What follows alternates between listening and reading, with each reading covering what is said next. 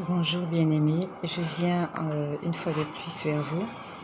Je viens vous transmettre un message urgent.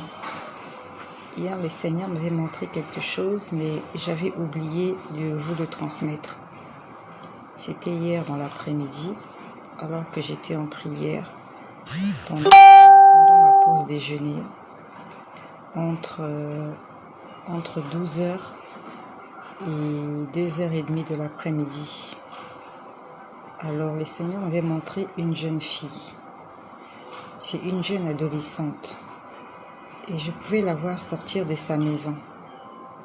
J'ai vu une jeune adolescente sortir de sa maison. Je crois qu'on l'avait envoyée faire quelque chose à l'extérieur. Bon, je ne sais pas si c'est sa mère qui l'avait envoyée, mais je pouvais la voir sortir de la maison. C'est comme si elle allait à l'épicerie, elle allait vraiment acheter quelque chose. Et c'était la nuit. Et j'ai vu que quelque chose était arrivé à cette jeune fille-là. Elle avait quelque chose en main, je ne sais pas ce que c'était. Elle arrivait en chemin et elle est tombée. Elle est tombée toute seule.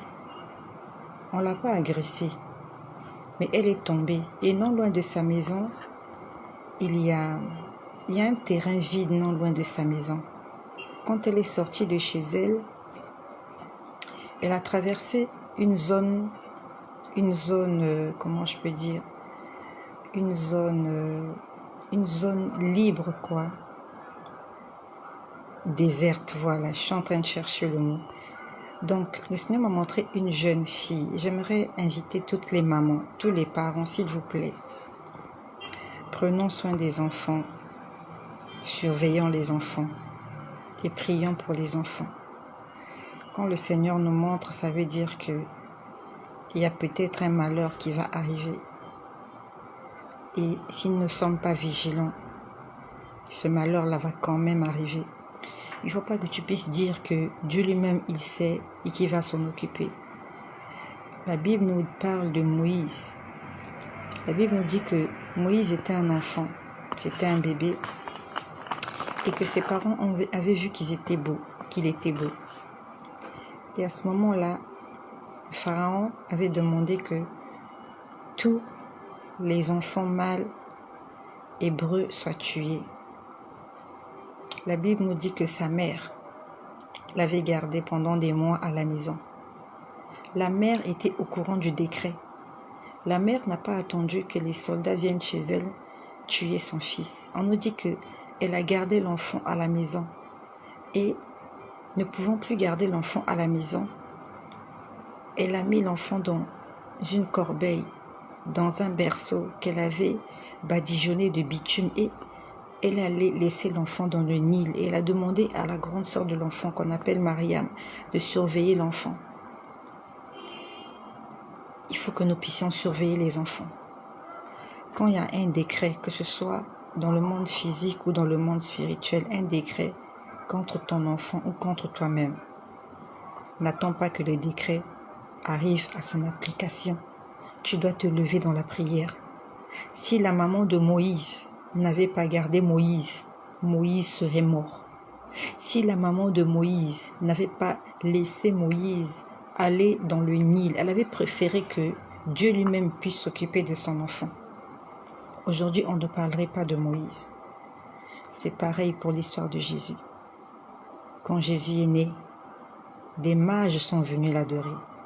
Des bergers sont venus lui donner des présents. Les anges sont venus l'adorer. Mais lorsque le roi Hérode a pris la décision de tuer tous les enfants, la Bible nous dit que Marie et Joseph, divinement avertis, ont fui en Égypte. Donc quand le Seigneur t'avertit, c'est pour que toi tu puisses prendre tes dispositions. Quand le Seigneur t'avertit, c'est pas que tu restes là, tu croises tes bras et tu attends que la chose arrive. Si tu ne fais rien, le malheur va atteindre ta maison. Ne dis pas que... Il y a un langage là que les gens utilisent. Tout ce qui est révélé est condamné. Faux. Qui t'a dit que tout ce qui est révélé est condamné? C'est à toi de condamner ça. Par la prière. Si Dieu t'a fait une révélation, Toi, tu te lèves dans la prière pour condamner ou pour prier pour que les choses puissent arriver. Moïse, c'est sa mère qui l'avait sauvé. Jésus, ce sont ses parents qui l'avaient amené en Égypte, raison pour laquelle il n'avait pas été tué. Donc, quand Dieu est en train de nous avertir, c'est pour que nous puissions faire attention. C'est pas la peine de dire oui, comme Dieu a montré qu'il y a un enfant qui va mourir, voilà, laissons Dieu faire le reste. Non. Si on ne se lève pas, les enfants vont mourir. J'ai vu un enfant hier, une adolescente. Elle est sortie de sa maison le soir. Je ne sais pas là où elle partait, mais elle était habillée de façon très simple. Je l'ai vue sortir de chez elle, elle marchait toute seule. Et elle est arrivée quelque part, non loin de chez elle. À côté de chez elle, il y a un petit virage, il y a une petite bifurcation comme ça. Elle a viré sur la gauche, voilà, sur la gauche. Il faisait nuit. Elle avait quelque chose en main, je ne sais pas qu'est-ce qu'elle avait, je n'ai pas bien vu ce qu'elle avait en main. Et je l'ai vue tomber. Elle est tombée par derrière comme ça. Donc je ne sais pas, est-ce qu'elle avait été saisie d'un vertige? Je ne sais pas, mais j'ai vu cette fille-là tomber. Et autour d'elle, il y avait des herbes. Elle est tombée dans les herbes la nuit. Maman, faisons attention. N'envoyons pas les enfants dehors dans la rue la nuit. Si tu veux que l'enfant aille acheter quelque chose, tu peux sortir avec elle, la voir entrer à la boutique et ressortir. Ne laissons pas les enfants sortir seuls. J'ai vu une jeune fille adolescente sortir et tomber toute seule. On ne l'a pas agressée, on ne lui a rien fait, mais elle est tombée toute seule dans la rue. Et c'était là où il y avait les herbes. Ça veut dire que quand tu vas sortir la chercher, vous n'allez pas la trouver parce que là où elle est tombée, il faisait noir et il y avait des herbes. Attention, prions pour nos enfants. Ça, je l'ai vu hier. Et je l'avais complètement oublié. C'est le Seigneur qui me l'a rappelé ce matin. Et tout à l'heure, pendant que je priais, j'ai vu une femme qui est enceinte. Elle va mettre au monde. Il va y avoir des complications. J'étais en train de voir comment on était en train de faire une transfusion sanguine. J'ai vu des poches de sang.